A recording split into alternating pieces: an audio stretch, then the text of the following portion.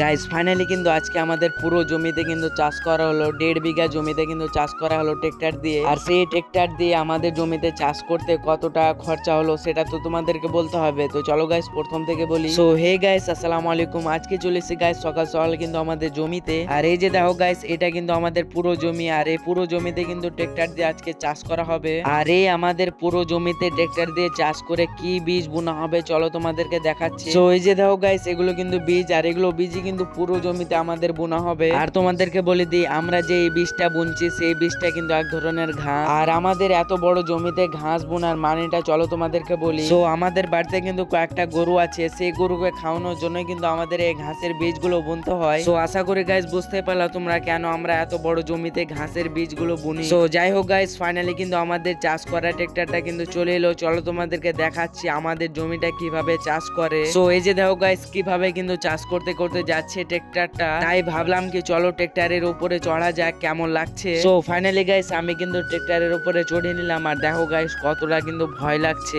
আর এই যে দেখো গাইস আস্তে আস্তে কিন্তু যাচ্ছে, এভাবে কিন্তু পুরো জমি কিন্তু চাষ করে নিবে। সো যাই হোক গাইস আমাদের এই পুরো জমি ট্রেক্টর দিয়ে চাষ করতে লাগবে শুধু 500 টাকা। এত বড় জমি চাষ করতে কম টাকা হচ্ছে না বেশি টাকা হচ্ছে অবশ্যই তোমরা কমেন্টে বলবা। বাই।